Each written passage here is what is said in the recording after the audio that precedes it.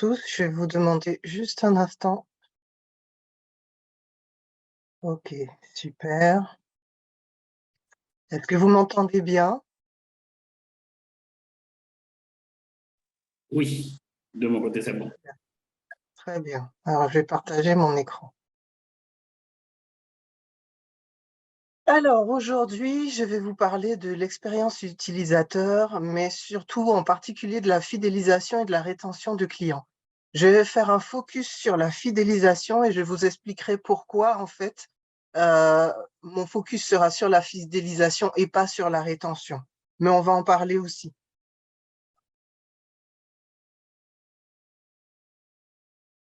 Donc, j'ai un petit souci, juste un instant. Voilà. Donc, qui je suis? Je m'appelle Evelina Chirlias, je suis la fondatrice de l'agence Hypercréa. L'agence Hypercréa est une agence qui propose des prestations aussi bien d'assistante à distance. Alors, je sais que quelquefois on dit assistante virtuelle. J'ai un peu de mal avec le mot virtuel parce que derrière, il y a toute la connotation qu'on peut y avoir par rapport justement au monde virtuel, etc. Donc, pour ma part, je préfère dire assistante à distance. De base, j'ai une expérience de plus de 20 ans en assistanat de direction. Je me suis formée au coaching et à la facilitation de groupe. Donc, la facilitation de groupe, c'est en lien avec l'intelligence collective. Et je me suis formée et je me forme encore en marketing et en communication. Donc, au travers de mon agence, je propose tout ce panel de prestations. C'est au cours d'une discussion avec David que je lui faisais part par message du fait que pour moi, l'innovation doit créer l'expérience et que c'est la sensation auprès de l'utilisateur ou du client que tu as réellement pensé à lui ou qu'il est unique. Et cette conversation, en fait, je l'ai eue avec David parce qu'on parlait de la manière euh, dont je mettais en place certaines choses pour pouvoir fidéliser, pour pouvoir gagner de nouveaux leads, pour pouvoir susciter chez des contacts en fait l'envie de travailler avec moi.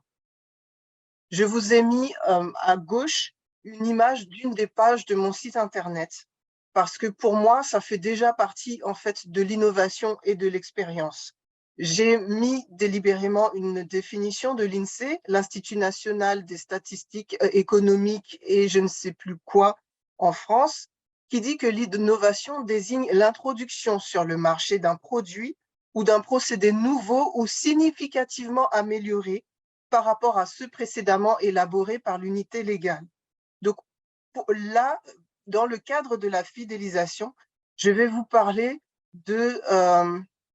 d'innovation, mais en lien avec l'amélioration de choses existantes, voire de création aussi, mais pour moi, l'innovation, ce n'est pas forcément aller énormément dans la technique, énormément dans quelque chose, enfin, dans le disruptif. Ça peut être quelque chose qui existe déjà, que tu vas réemployer d'une autre manière. Et en ce sens, je voulais que mon site Internet soit innovant, mais dans la simplicité. Parce que pour moi, la vraie innovation, c'est aussi la simplicité ou la frugalité. Aujourd'hui, on est dans une recherche constante de toujours ajouter, ajouter, ajouter plus. Mais la vérité, c'est que ça peut être contre-productif par rapport à ton client ou par rapport à un prospect.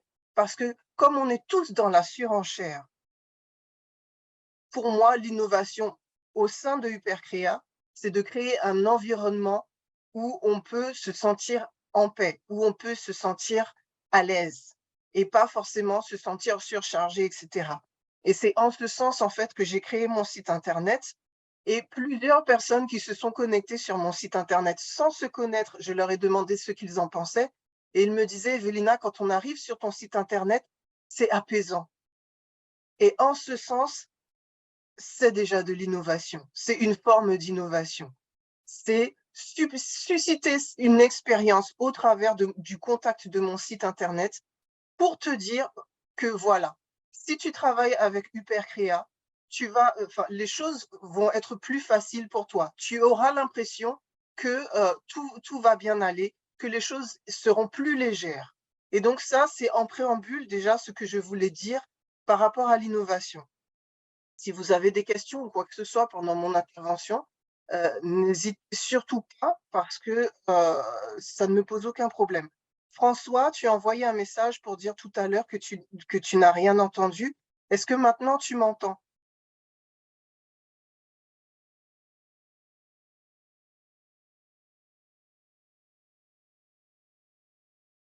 A priori, je ne sais pas, malheureusement, je l'ai relancé, mais rien ne marche. Bon, ça va être enregistré, donc j'espère comme ça que tu pourras suivre, même si c'est ultérieurement. Et puis, si tu as des questions par la suite, on en discutera ensemble. Alors, la base de la fidélisation client ou de la rétention client, c'est le marketing relationnel. Nous allons voir ce que représente le marketing relationnel. Alors là, la source, c'est Wikipédia, je l'ai marqué auparavant. Le marketing relationnel, est l'ensemble des actions marketing qui visent à établir une relation individuelle, nominative, continue et personnalisée avec chacun des clients d'une marque, afin de le fidéliser à long terme et si possible à vie. Cette relation se construit par l'établissement d'un dialogue permanent entre la marque et le client, qui s'effectue sur différents canaux et supports, site internet, emailing, mailing, consumer magazine, et éventuellement par un dispositif visant à récompenser ce client, carte de fidélité, service exclusif, invitation, salaire, etc. Le client cible peut correspondre aussi bien à la clientèle établie qu'aux clients potentiels, c'est-à-dire les prospects. Et ça, c'est très important. Souvent dans le marketing relationnel, même dans la fidélisation, on va faire un focus sur les clients qu'on a déjà. Alors que moi, mon focus, il est autant sur mes prospects que sur mes clients. Le développement d'un programme de marketing relationnel se fait souvent, mais pas toujours, par le biais d'un programme de marketing multicanal, utilisant tour à tour le publipostage, le télémarketing, les courriels et les diverses techniques de marketing sur l'Internet, blog, RSS, etc. Donc, la définition en soi, elle est déjà très complète. On va détailler un petit peu, mais au regard de cette définition de Wikipédia, vous avez déjà quasiment l'ensemble des éléments.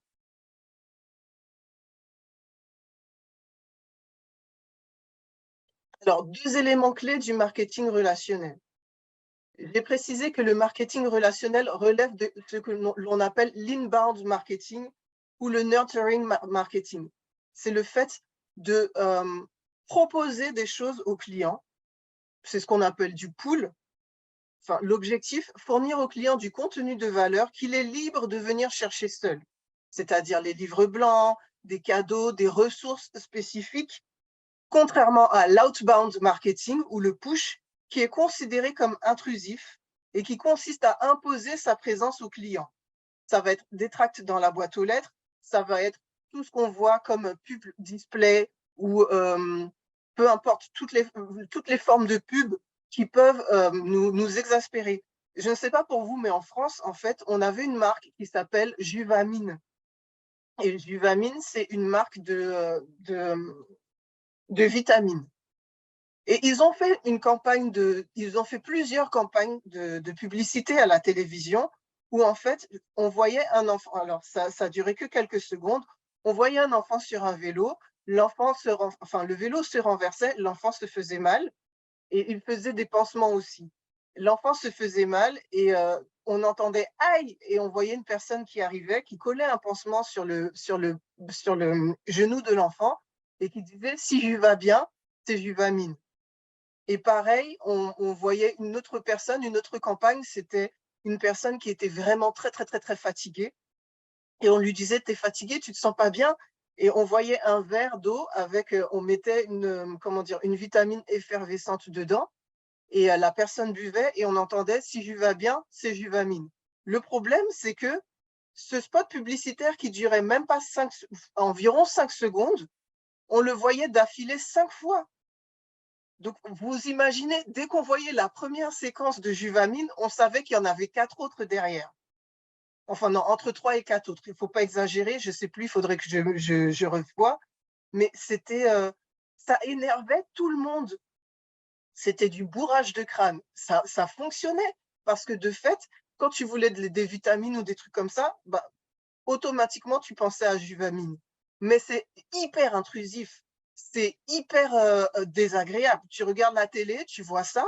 En plus, dans dans un programme télévisé, tu pouvais voir cette publicité de Juvamine 2 ou 3 fois en fonction de chaque pause télévisuelle. Je ne sais pas si vous vous rendez compte, mais c'est juste affreux. Et donc, il y a 2 éléments clés du marketing relationnel. C'est tout ce qui relève des politiques CRM et tout ce qui relève des programmes de fidélisation, en sachant que les programmes de fidélisation vont s'intégrer dans le CRM. Le CRM, souvent, va permettre les programmes de fidélisation. Donc, le CRM, c'est tout ce qui relève de la gestion de la relation client au travers d'un logiciel. C'est une stratégie de gestion des relations et des interactions d'une entreprise avec ses clients ou clients potentiels. Un système CRM aide les entreprises à interagir en permanence, et ça c'est un mot-clé, avec les clients, à rationaliser leur processus et à améliorer leur rentabilité. Ça veut dire qu'on a fait toute la chaîne pour savoir à chaque point d'étape, à chaque contact avec le client, quel type d'interaction il va y avoir et qu'est-ce qu'il faut faire derrière. Est-ce que ça va être un mail de bienvenue? Est-ce que ça va être du retargeting? Est-ce que ça va être un mail pour les anniversaires, les choses comme ça?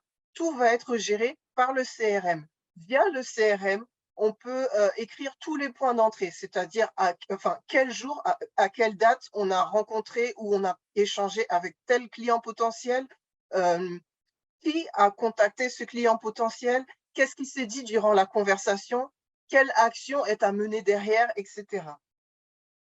Maintenant, il y a des CRM gratuits, il y a des CRM payants. À partir d'une base Excel ou d'un Google Sheet, on peut déjà commencer à faire un CRM. On n'est pas obligé, pour mettre en place de la fidélisation, d'avoir un CRM. Je vous ai mis aussi quelques exemples de programmes de fidélisation.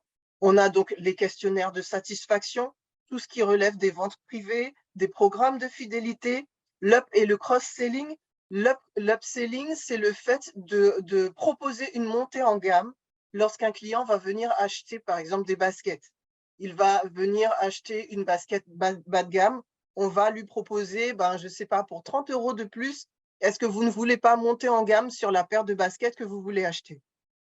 Le cross-selling, c'est de la vente complémentaire. Il y a différents types de ventes complémentaires. On essaye d'associer pour le cross-selling, en fait, la vente d'un produit avec la vente d'un service. Ce n'est pas toujours possible. Du cross-selling dans le cas de la paire de baskets, ça peut être de proposer, par exemple, des paires de chaussettes.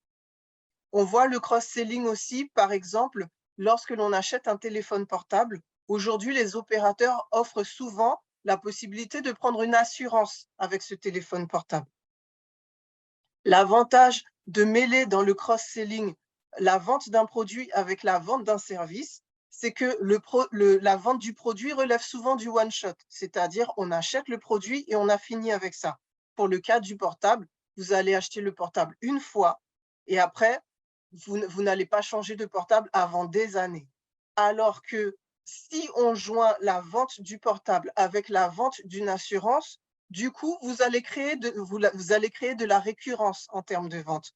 Pourquoi? Parce que l'assurance va être payable sous forme d'abonnement sur 1 an avec des mensualités et vous pouvez très bien mettre un renouvellement automatique ou pas, mais en tout cas proposer un renouvellement automatique qui va faire que si vous changez de portable dans 3 ans, l'entreprise aura quand même en cross-selling, vous aura fait prendre l'assurance sur les 3 ans. Donc ça peut être intéressant pour vous de voir par rapport à vos prestations, par rapport à ce que vous voulez vendre, si vous avez la possibilité de faire de l'upselling ou du cross-selling. Dans les programmes de fidélisation, il y a aussi justement le renouvellement d'achat. Donc là, on en a parlé. Là, c'est si vous prenez un abonnement directement. Dans le cas d'un abonnement, vous pouvez d'ores et déjà proposer soit le renouvellement automatique, soit soit relancer une personne en fin d'échéance. Généralement, on propose un renouvellement automatique avec une petite case à décocher si on ne veut pas bénéficier du renouvellement automatique. C'est une manière aussi de pouvoir en fait gagner plus d'argent et de garder le contrat, enfin de garder le client. Il y a aussi la personnalisation. Je le note parce que pour moi, ça fait partie des programmes de fidélisation. Le fait de pouvoir proposer de la personnalisation sur des produits, vous allez générer des sentiments chez votre client qui va faire en sorte que le client aura envie de rester.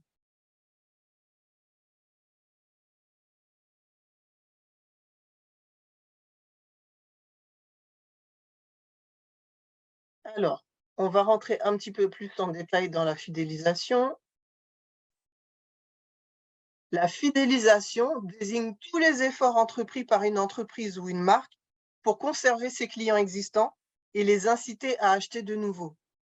La fidélité correspond à un attachement durable, préférentiel ou exclusif à une entreprise ou à une marque. Alors là, je vous ai mis plusieurs dimensions de la fidélisation. Ce sont des éléments qui sont dans la fidélisation, mais que l'on va retrouver aussi dans les autres stades préliminaires à la fidélisation. Au niveau de l'acquisition, etc., on va retrouver ces dimensions-là, pardon, qui sont le cognitif, l'affectif et le conatif. Le cognitif, c'est tout ce qui relève de la préférence. Donc, pour ce faire, c'est là où on va donner des informations, des caractéristiques par rapport au produit ou au service. Les matériaux utilisés, la durée de vie, différents éléments comme ça qui vont faire en sorte que le client potentiel ou pas va se décider à acheter ce produit. Il y aura une comparaison, il y aura un moment où le client va se poser et réfléchir pour savoir si le rapport qualité-prix est bon ou pas. Ensuite, il y a l'affectif. L'affectif, c'est tout ce qui relève de la proximité émotionnelle, c'est-à-dire l'amour de la marque. Et il y a l'élément conatif qui correspond en fait au comportement d'achat. Dans le conatif, on va mettre notamment tout ce qui est réduction, coupons, etc., pour pouvoir inciter justement à l'achat. Ces trois éléments, le cognitif, l'affectif et le conatif, ils génèrent une attitude positive du client envers la marque ou l'entreprise. Si vous donnez des informations valables au client par rapport à un produit et qu'en plus, vous avez une campagne derrière pour pouvoir justement créer du lien affectif avec le client et qu'en plus, vous lui offrez des réductions, des coupons ou autres, forcément, son attitude va être encline à, à acheter chez vous. Et donc, ça va favoriser un comportement d'achat, mais aussi un comportement de réachat. Et dans toutes les communications que vous faites auprès du client, il va falloir qu'il y ait soit du cognitif, soit de l'affectif, soit du conatif, soit un mélange des trois. Lorsque vous allez faire, par exemple, un calendrier éditorial sur les réseaux sociaux ou autres, il faudra que vous fassiez attention à pouvoir, dans votre calendrier éditorial, euh, avoir ces différents éléments. Donc, les objectifs, faire connaître votre marque ou votre entreprise, faire aimer votre marque ou votre entreprise et faire acheter un produit ou un service de votre marque ou de votre entreprise.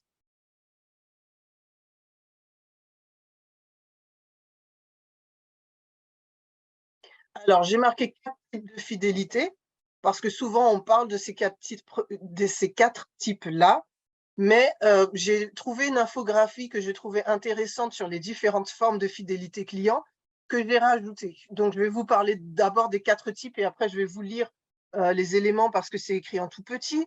Donc, là, il y a la fidélité objective et la fidélité subjective. La fidélité objective, c'est tout ce qui se réfère au comportement effectif, c'est-à-dire les comportements d'achat. La fidélité subjective, c'est tout ce qui se réfère à des attitudes mentales d'attachement, de proximité ou de préférence. Et donc, ça veut dire, ah, bah, j'aime bien cette marque. Mais ce n'est pas parce que quelqu'un est fidèle à une marque de manière subjective qu'il va acheter.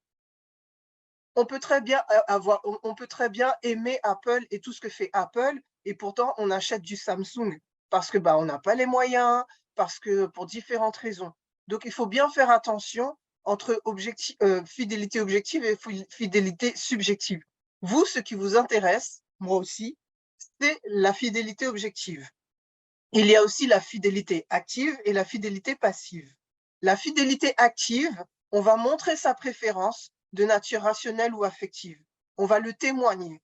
Alors que la fidélité passive, on va rester auprès d'une marque pour des raisons personnelles, soit la routine, soit la paresse, soit le risque perçu à changer, ou à cause de facteurs qui rendent difficile ou impossible le changement. Par exemple, si dans un quartier, il n'y a qu'une seule boulangerie, que vous aimiez le pain de la boulangerie ou pas, vous allez acheter ce pain-là. Et donc là, vous êtes dans la fidélité passive. Et la raison pour laquelle je fais la différence entre rétention et fidélité, c'est que dans la rétention, il se peut que vous soyez en fidélité passive. La rétention, vous allez chercher à retenir quelqu'un. Donc, vous allez le retenir par rapport aux arguments, par rapport au prix, par rapport à la proximité, etc. Mais ça ne veut pas dire qu'il y a un attachement. Ça veut dire que le client va rester parce que, entre guillemets, il n'a pas le choix ou parce que c'est plus simple pour lui. Mais dans ces cas-là, la rétention ne suscite pas forcément la recommandation. Or, nous, ce que nous voulons, c'est susciter la recommandation. Parce qu'un client qui fait des recommandations vous donnera plus de chances d'avoir d'autres clients. Le but, c'est que nos clients deviennent des ambassadeurs. Et donc, concernant l'élément, je vais l'agrandir un peu pour que nous puissions lire ensemble. Il est question de la fidélité induite, qui est le type de fidélité dont le client pâtit vis-à-vis d'une marque ou d'une entreprise et on l'observe dans ces cas où l'entreprise ou la marque en question détient le monopole du marché. Donc la fidélité induite, on est encore dans la rétention. Ça veut dire que le client n'a pas le choix, donc il va rester là. La fidélité recherchée est obtenue des clients en mettant en place diverses actions de marketing et de stratégies spécifiques, à l'instar des programmes de fidélisation, la démarche customer-centric et le service après-vente. Donc là, c'est là où nous sommes aujourd'hui, dans la fidélité recherchée. La fidélité comportementale découle des habitudes ou du comportement du client à l'égard d'une marque ou d'une entreprise et dans ce cas, le client est fidèle parce que c'est pratique d'aller vers cette entreprise. La fidélité comportementale, on est encore un peu dans la fidélité passive, pardon. Et la fidélité attitudinale évoque le fait que le consommateur réitère un achat auprès d'une marque et elle est une attitude positive que le client développe vis-à-vis de la marque sur la base des facteurs qualité et prix. Donc, en fait, ce sont plusieurs mots différents qui parlent plus ou moins de la même chose. À savoir que nous, ce que l'on veut, c'est que c'est susciter un attachement chez le client par rapport à notre marque et notre entreprise. Le fait d'être en situation de monopole, etc., ne doit pas suffire. Si vous avez la capacité de l'être, tant mieux, parce qu'au final, bah, ça rapporte du chiffre d'affaires. Mais même en étant en situation de monopole ou de quasi-monopole, il va falloir chercher l'engagement de votre client.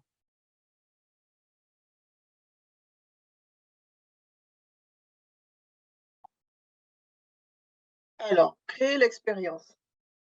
Comment susciter justement cet engagement chez le client? En cherchant à supprimer les irritants et à susciter l'enchantement dans tous les contacts, dans toutes les interactions qu'il y aura entre votre client et votre entreprise. Ça veut dire, à partir du moment où le client entend parler de vous, soit au travers de votre référencement naturel, soit au travers de vos réseaux sociaux, soit au travers d'un livre blanc, que sais-je, d'un tunnel de vente ou quoi que ce soit, il va falloir chercher à supprimer les irritants et à susciter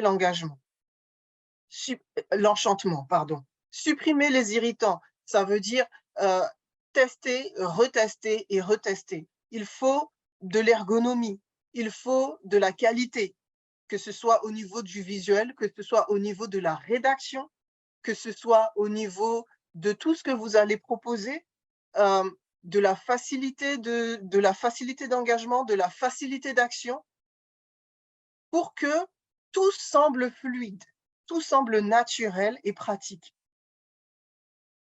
Déjà, si vous supprimez les irritants, ça créera chez votre client ou votre client potentiel une sensation de bien-être. On en parlait tout à l'heure, j'en parlais tout à l'heure au départ, quand je disais que je veux que mon site internet soit déjà une expérience en termes de simplicité et de fluidité. Et pour susciter l'enchantement, là, vous allez faire attention justement à créer un univers, à, à offrir des cadeaux, faire des gestes, etc. Toutes les actions de fidélisation que vous allez mettre en place, dont certaines que vous pouvez déjà mettre en place dès comment dire, l'étape de recherche d'acquisition de leads. Vous n'êtes pas obligé d'attendre que le client ait acheté pour chercher à lui donner une expérience probante. Le but, c'est vraiment que dès le premier contact, la personne ait l'impression de vivre une expérience avec vous. Et encore une fois, cette expérience, cette innovation-là, ce n'est pas forcément quelque chose de nouveau que vous allez susciter, mais c'est toute une démarche que vous allez avoir pour pouvoir créer une atmosphère, créer un environnement qui va susciter quelque chose de nouveau chez le client. J'en reviens à ce que je disais par rapport à mon site internet. Je suis quelqu'un qui est très curieux, etc. J'ai un côté multipotentiel, donc ma charge mentale peut devenir très vite importante. Et du coup, je ne sais pas si vous connaissez ce terme en IT, mais on parle d'infobésité, le fait justement d'être tout le temps sollicité par des informations sans cesse. Et donc ça monte, ça monte, ça monte. À un moment donné, on n'en peut plus. Et comme je suis en recherche justement du fait que tout soit simplifié dans ma vie, automatisation, etc., c'est vraiment ce que je veux proposer dès le départ. Donc la simplicité devient une innovation. La frugalité devient une innovation, devient une expérience.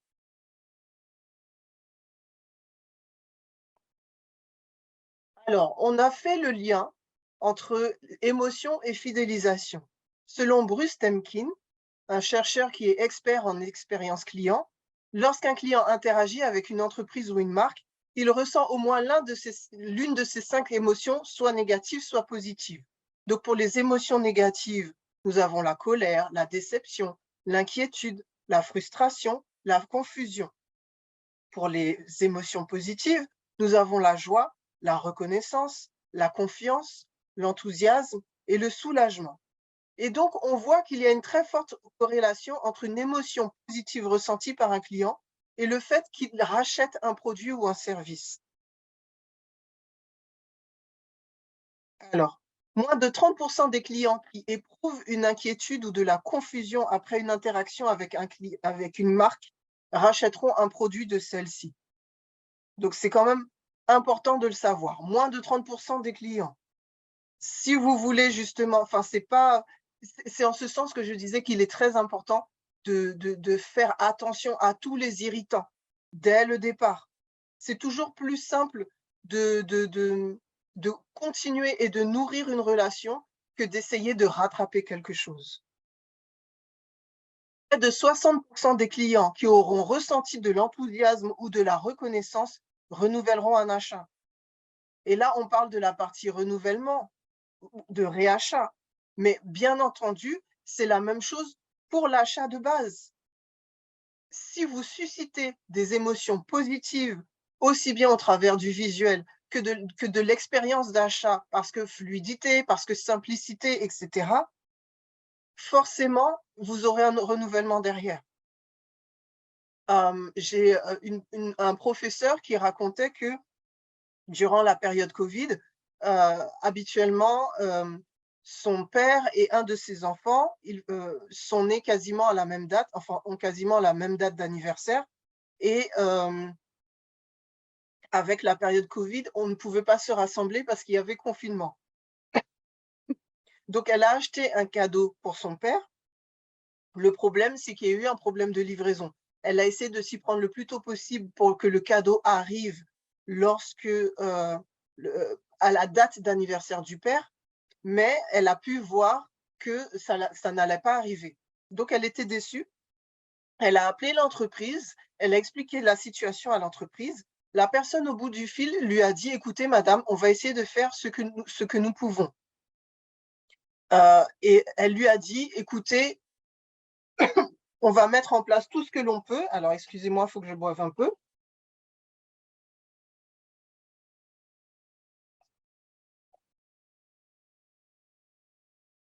Et pour nous excuser de la gêne occasionnée par rapport au retard de règlement, au retard de livraison, est-ce que nous pouvons vous proposer de rajouter une carte personnalisée dans le cadeau? Donc, la dame a dit oui. De fait, le cadeau est arrivé en temps et en heure, c'est-à-dire le jour de la date d'anniversaire, avec en plus la carte personnalisée qui n'était pas prévue. Excusez-moi. De fait, la personne qui a acheté, c'était la première fois qu'elle achetait dans cette boutique. Mais l'expérience fait que, même si au départ, elle a constaté un retard, elle est en train de recommander cette boutique-là à tout le monde.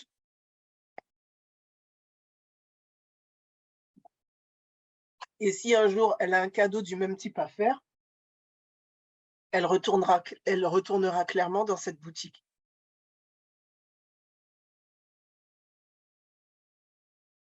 Est-ce que jusqu'à présent c'est clair? Vous avez des questions ou pas?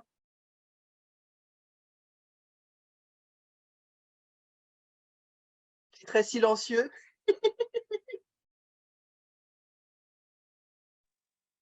De mon côté, ça va. Très bien. Alors, je vous ai mis différents éléments d'aide à l'achat ou à l'utilisation. On a parlé auparavant des différents éléments qu'il pouvait y avoir en lien avec la fidélisation. Donc, les aides à l'achat et à l'utilisation, vous avez tout ce qui est information produit, dont je parlais tout à l'heure, les spécifications techniques, etc. Vous avez aussi tout ce qui est comparateur, comparateur de prix, comparateur au niveau de la qualité des produits, etc. Ça peut être les comparateurs par rapport au délai de livraison aussi, tous les critères que vous voulez. Donc, vous pouvez très bien vous-même, par rapport aux produits ou aux services que vous voulez mettre en place ou que vous vendez déjà, mettre en place des comparateurs. Vérifiez bien, par contre, que du coup, vous aurez assez d'éléments pour pouvoir être choisi. Maintenant, que vous ne soyez pas les premiers dans votre comparateur, ce n'est pas forcément gênant. Tout va dépendre du focus que vous aurez, tout va dépendre des arguments que vous allez mettre en avant pour expliquer le fait que vous êtes un bon choix. Vous pouvez très bien avoir un produit qui sera qualitativement euh, moins bon qu'un autre, mais vous serez meilleur dans la livraison, vous serez meilleur dans le service après-vente. Et donc, c'est OK de le mettre. C'est OK de ne pas être les premiers sur tout. Il faut juste être vrai. Les calculatrices, là, ça va être si vous vendez des services et que, par exemple, imaginons qu'on vende une assurance, combien va vous coûter l'assurance en tout? Donc, via la calculatrice que vous pouvez mettre sur votre site internet, la personne pourra faire une simulation. Tout ce qui est guide de choix, les documents et les quiz. Moi, je recommande les quiz. J'aime bien les quiz parce que au travers du quiz, vous mettez de la gamification, vous mettez quelque chose de ludique, quelque chose d'amusant. Donc, vous pouvez très bien imaginer aujourd'hui sur un tunnel de vente, on sait qu'avec un quiz, vous avez un taux d'acquisition supérieur de 5 à 10 fois à un tunnel de vente classique. Donc, si vous avez, par exemple, là, j'ai un coach qui veut créer un tunnel de vente. Donc, il m'a appelé, il m'a dit: «Qu'est-ce que tu en penses?» et cetera. Il a une cible particulière, vraiment très particulière et il me disait: «Evelina, qu'est-ce que tu me proposes?» Je lui ai dit: «Moi, clairement, je te propose un quiz. Tu es bon dans les tunnels de vente, c'est sûr, mais tu n'as pas de site internet. Par rapport à ça, tu n'es pas sur les réseaux sociaux, tu es connu par rapport à, enfin, il est coach, donc il est connu de manière globale sur sa niche et là, il veut intégrer une autre niche». Donc je lui ai dit le plus simple: «Si tu ne veux pas faire de l'Ads», puisqu'il ne voulait pas faire comment dire, publicité payante, c'est de faire un tunnel de vente sous forme de quiz. Parce que du coup, tu auras différentes questions, les gens vont faire le quiz et à la fin du quiz, ils sauront s'ils correspondent à tel ou tel ou tel profil. Et en fonction du profil, à la fin du quiz, tu pourras leur proposer de télécharger un document qui correspond à leur profil. Et à la fin du document, à la fin du quiz, tu pourras leur proposer un jeu concours pour gagner un coaching gratuit. Donc, vous voyez, en fait, là, on est déjà dans un tunnel d'acquisition, mais ce tunnel d'acquisition, le transformer en expérience pour qu'il y ait à la fois et le quiz et le jeu concours et en plus, à la fin du quiz, tu gagnes un document. Déjà, avec le document, ça va te permettre de t'aider parce que ça va te donner des clés. Et là, on n'est même pas encore dans l'achat, on est vraiment juste dans l'acquisition. Mais c'est une totale expérience.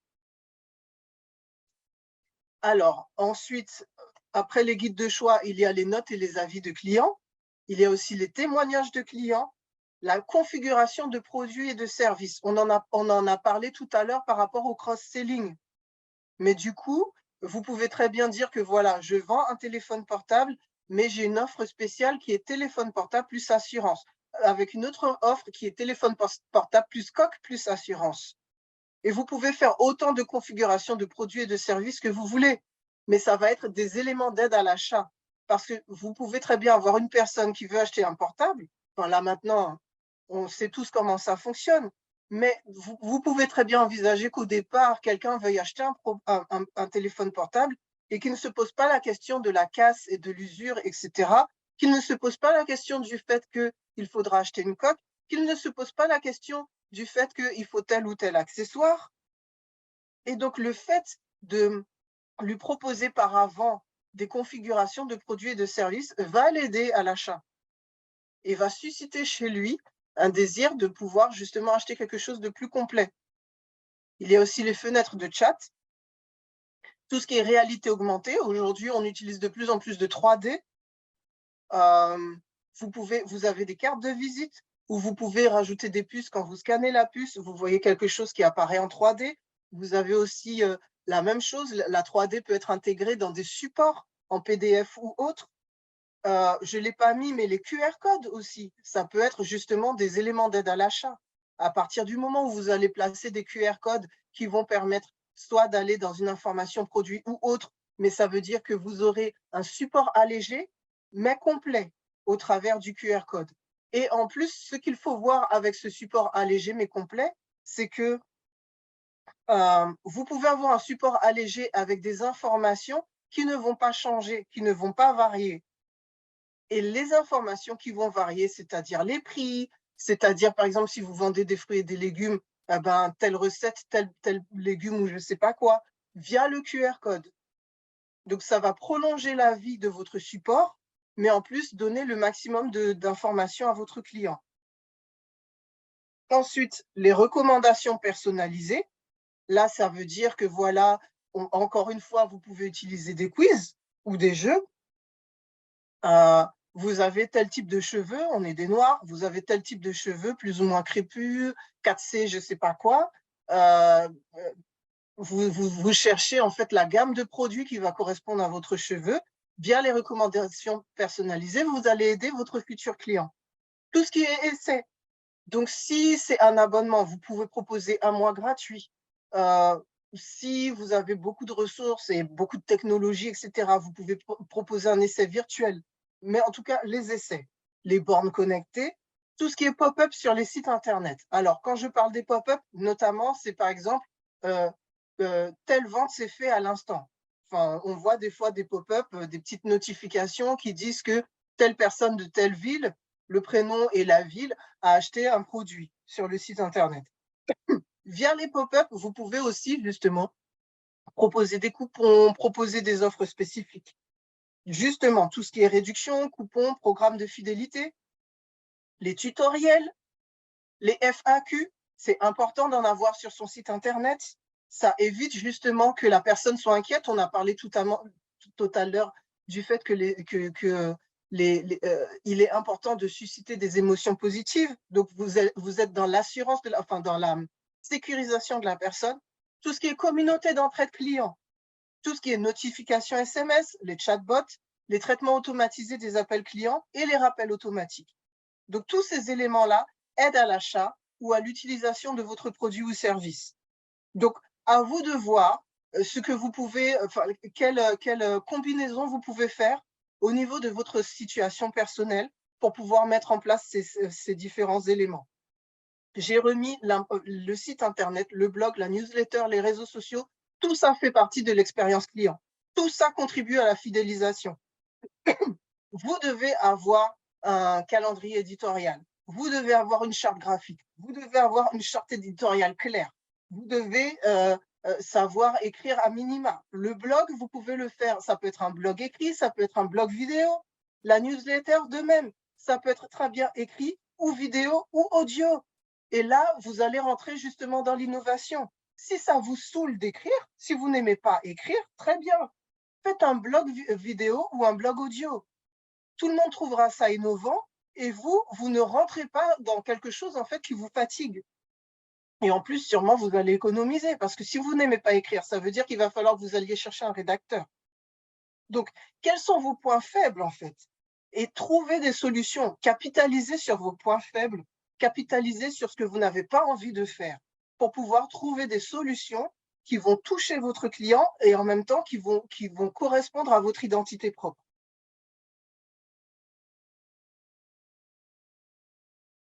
Alors, par la suite, j'ai noté tout ce qui est éléments utiles à la fidélisation client lorsque l'on est une entreprise. Donc, la gestion CRM, on en a parlé tout à l'heure, la gestion de campagne, tous les logiciels qui ont trait à la gestion de campagne, donc les logiciels d'automatisation des SMS, des emails, des contacts et des appels téléphoniques, tout ce qui a trait à la gestion de suivi du SAV. Le SAV, le service après-vente, est très, très, très important. C'est vital dans une politique de fidélisation. La gestion des appels, la gestion du trafic au point de vente. Ça, c'est si vous avez une boutique physique, est-ce qu'on circule bien dans votre boutique? La prévision des ventes, vous devez être au clair. Si, par exemple, vous êtes un fleuriste, vous savez très bien que quand ça… Alors, je ne sais pas s'il y a la fête des mères ou des pères à Haïti, il faut me dire. En tout cas, la Saint-Valentin, on sait très bien que pour la Saint-Valentin, on aura plus de trafic. Donc, on aura plus de ventes. Ça veut dire que c'est le moment, justement, de prévoir au niveau de la tarification, au niveau des stocks et tout ce qui s'ensuit. Le tracking de navigation web, vous devez savoir si justement il y a de la circulation sur votre site internet.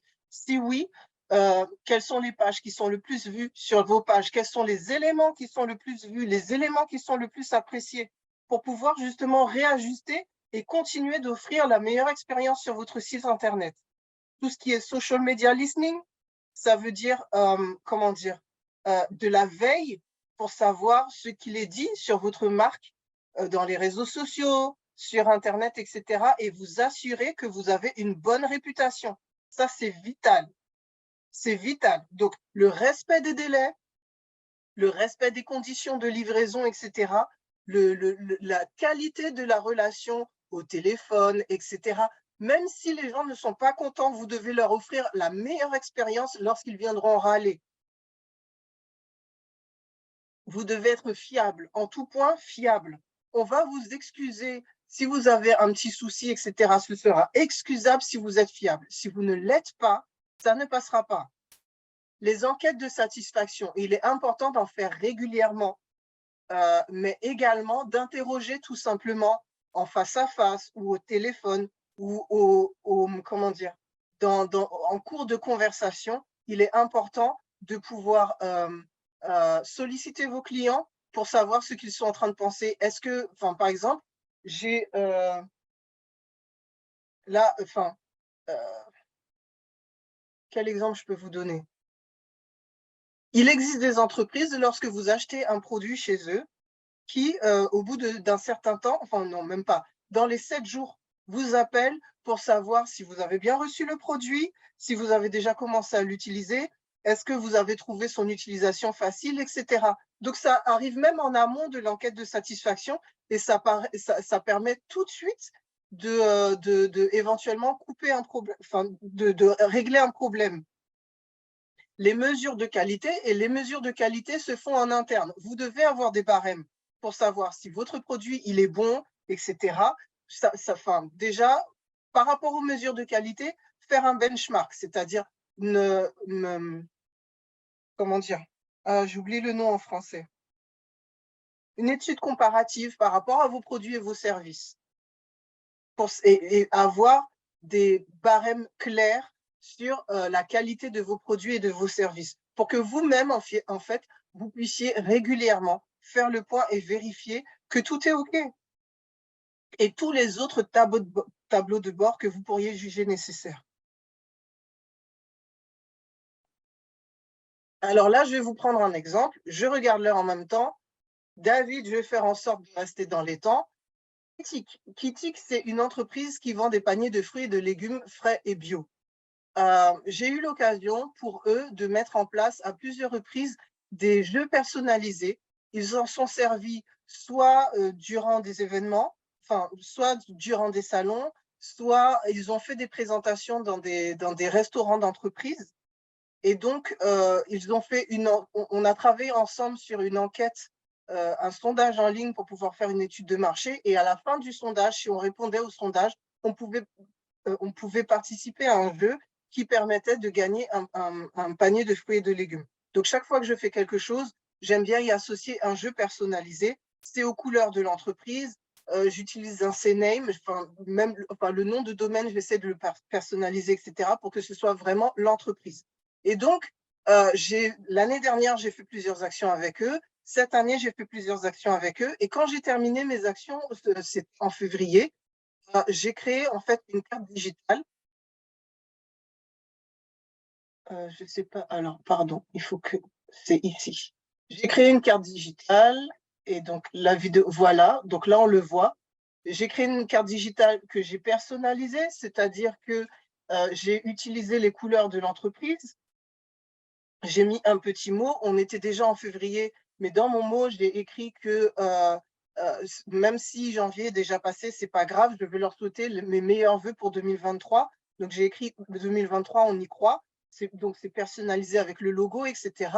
Et comme vous le voyez à côté, j'ai créé un GIF en plus en utilisant leur logo. Trop délicieux, je veux. Et donc ce GIF personnalisé, je l'ai envoyé aussi par mail. Donc dans un premier temps, j'ai envoyé la carte. Quand j'ai reçu leur retour me disant « Oh, c'est génial, etc. » et en plus le GIF et tout, je lui ai dit « Ouais, ne t'inquiète pas, je t'envoie en plus le GIF par email et tu peux t'en servir dans ta communication d'entreprise. Donc, si tu veux le mettre sur tes réseaux sociaux, etc., il n'y a pas de problème. » Et ça, c'est quelque chose que j'essaye de systématiser avec mes clients. L'envoi de la carte digitale, de la carte de vœux digitale et la création d'un GIF personnalisé. Donc, les GIFs aujourd'hui, c'est une animation, une animation ou un GIF ou ce que vous voulez.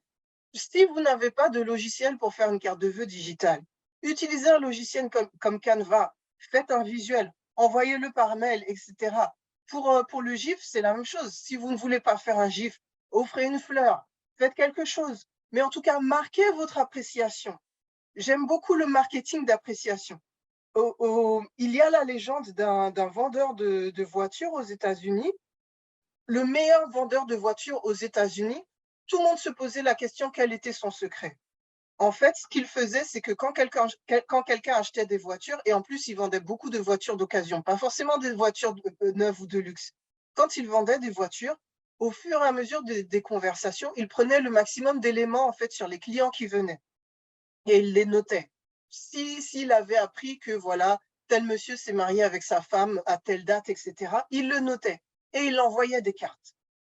Chaque fois il s'est mis en place une sorte de CRM aussi, il avait son petit fichier et à chaque événement majeur d'un client, il envoyait une carte papier, parce que c'était dans les années 1800. Ça fait que chaque fois que quelqu'un voulait racheter une voiture, on allait chez lui. Et chaque fois que quelqu'un voulait acheter une voiture, on le recommandait. Les gens venaient chez le vendeur de voitures, et s'il n'était pas là, on disait ben, c'est pas grave, il y a l'autre vendeur. Ah non, non, non, non, je veux un tel. Tout ça pourquoi? Parce que le monsieur faisait des cartes papier. Et là, en ce sens, pour moi, c'est de l'innovation. Aujourd'hui, mon innovation, c'est de reprendre du vieux pour pouvoir l'utiliser en mode digital et recréer une expérience. Et donc, suite à ça, en fait, j'ai pu lui demander de faire une appréciation sur Trustpilot. Trustpilot, c'est un logiciel où où les gens peuvent écrire en fait comment ça s'appelle, leurs sentiments, leurs appréciations, leurs avis, et c'est vérifié. Donc, logiquement, sur Trustpilot, on ne peut pas mentir. Et ce qu'elle a écrit, c'est nous recommandons les prestations du père Créa, nous recommandons le professionnalisme, la réactivité, ça c'est vrai, parce que j'ai travaillé dans des délais très, très, très courts. La créativité, et ça, je lui ai juste fait des jeux et comment dire, et un sondage. Mais la créativité dont elle parle est en lien avec le GIF et la carte de vœux digitale, pas forcément ce que je lui ai fait, ou peut-être un petit peu, mais pas autant. Et le sérieux du père Créa. Leurs conseils, la pertinence de leur création marketing et des outils mis à notre disposition ont grandement contribué à chaque fois à la visibilité et à l'atteinte des objectifs de Kitik. Merci. Et quand je lui ai fait toutes ces choses-là, quand j'ai travaillé avec Kitik, je n'étais pas encore en agence.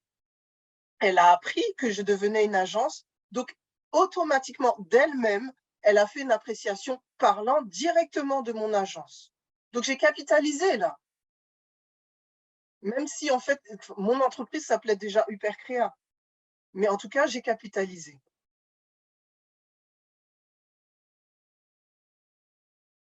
Et donc là, j'aimerais faire un focus chrétien.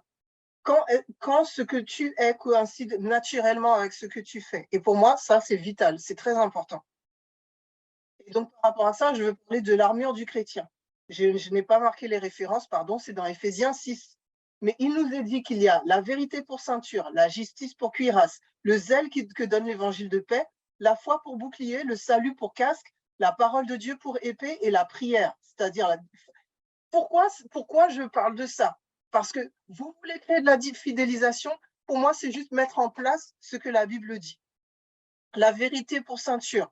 Vous devez être honnête. Vous devez être franc dans le respect. Si vous n'êtes pas honnête, vous avez un problème de retard, dites-le avant. N'attendez pas que le retard soit constaté pour pouvoir dire à votre client ou quoi que ce soit, oui, mais je suis désolé, en fait, il m'est arrivé telle chose. Dès que vous sentez que ça ne va pas passer, soyez honnête. Si vous sentez que ce que le client va faire ou pas, soyez honnête. Moi, je dis toujours, voilà, je ne suis pas forcément d'accord avec ce que tu veux faire, mais c'est ton choix, c'est ta responsabilité. Et si tu vas dans cette direction-là, je te suis. Ça fait que je n'ai aucun souci. La justice pour cuiraste. La justice, il est question dans la justice de confiance aussi et de droiture, mais surtout de droiture. Soyez carré. Et soyez prêts à vous séparer d'un client s'il n'est pas bon payeur. Soyez prêts à vous séparer d'un fournisseur ou d'un prestataire s'il ne remplit pas les conditions. Parce que la fidélisation de votre client dépendra de cela. Il y a l'année dernière ou il y a 2 ans, je me suis séparée d'une cliente parce qu'elle était mauvaise payeur.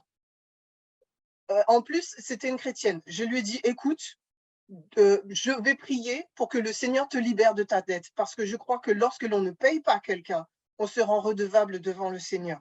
Donc je lui ai dit, je vais prier pour toi, mais je ne veux plus travailler avec toi. Et j'ai coupé la relation, j'ai coupé ses accès, j'ai tout coupé. Mais, comment dire, c'est une personne aujourd'hui qui me respecte. Et c'est une personne qui est susceptible de me recommander, parce qu'elle sait que je suis carré. Et donc plus tard, des mois plus tard, elle m'a demandé pardon. le zèle que donne l'évangile de paix. Quand je travaille avec un client, je suis toujours enthousiaste, je suis toujours gai. Mon but, vous devez savoir le pourquoi de votre entreprise. Mon pourquoi à moi, c'est de faire en sorte que mes clients arrivent au bout de leur mission, que mes clients se révèlent, que leur mission de vie soit manifeste. Donc, je suis enthousiaste dans ce que je fais. Mais dans certaines versions, lorsque l'on parle du zèle, on parle aussi de la préparation que donne l'évangile de paix. Donc, ça veut dire que tu dois te préparer, tu dois anticiper, tu dois t'organiser. C'est vital.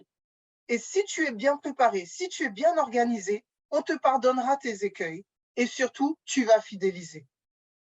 Et donc, j'ai mis zèle en exergue et j'ai mis aussi la paix. Et vous voyez, quand je vous disais justement que mon site internet, je voulais créer une expérience apaisante. Donc, lorsque l'on est en contact avec vous, vous devez susciter la paix chez votre client. Vous devez susciter une atmosphère de calme. Quand un client est chez vous ou arrive chez vous, il doit se dire, ça y est, là, je suis bien. La foi pour bouclier, ça veut dire que vous devez susciter chez votre client et chez votre prestataire ou votre fournisseur la confiance, l'espérance et l'assurance, que quoi qu'il arrive, ça va aller. Et vous êtes là en tant que client, en tant que fournisseur, vous êtes là pour assurer le backup.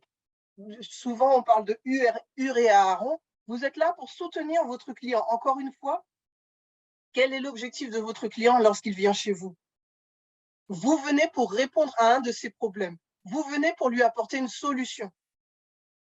Donc, en ce sens-là, vous êtes un rempart par rapport à l'insécurité, un rempart par rapport aux problèmes qu'il a. Le salut pour casque, le mot salut, ça parle aussi de libération et de délivrance. Lorsqu'il travaille avec vous, un client ne doit pas avoir de charge mentale. Lorsqu'un prestataire ou un fournisseur travaille avec vous, il ne doit pas avoir de charge mentale. Que vous soyez en situation de stress par rapport à un délai, etc. OK, mais dans votre relation, dans votre manière de travailler, etc., il ne doit pas y avoir de charge mentale. Ou sinon, ça doit être au début de la relation quand tout n'est pas encore carré. Et la parole de Dieu pour épée, sachez valoriser vos clients, sachez valoriser vos prestataires, sachez valoriser vos fournisseurs. Et dans tout ce que j'ai dit, c'est valable pour les salariés aussi. Parce que la fidélisation, c'est au niveau, c'est en amont avec les prestataires et les fournisseurs, c'est au milieu avec les salariés. Si vous fidélisez vos salariés, ils vont fidéliser vos clients. Et à la fin, c'est vos clients. Et la prière pour la disponibilité et l'amour. Et il est question aussi dans certaines versions que la prière est en lien avec la vigilance et la constance. Et donc, ce sont des valeurs que nous devons avoir pour pouvoir justement prospérer et pour pouvoir fidéliser. Je voulais aussi faire un petit visuel sur les langages de l'amour de Gary Chapman. Je vais aller très vite. C'est un livre que l'on peut trouver sur Internet assez facilement. Il explique qu'il y a 5 langages principaux qui sont les paroles valorisantes, les moments de qualité, les cadeaux, les services rendus et le toucher physique. Dans tout ce que je propose à mes clients, par rapport aux expériences, j'essaye de faire une combinaison de ces langages-là. Nous parlons principalement 2 à 3 langages. Donc, même le toucher physique, quand tu ne peux pas, enfin, la personne ne va pas venir te toucher, mais si par exemple tu offres une fleur ou quoi que ce soit, il va avoir un toucher physique avec un objet. C'est important en fait. Comment puis-je proposer une expérience combinant le maximum de langages? Gary Chapman est chrétien. Chaque fois, il donne des exemples bibliques. Donc, si vous ne connaissez pas, je vous invite à lire son livre.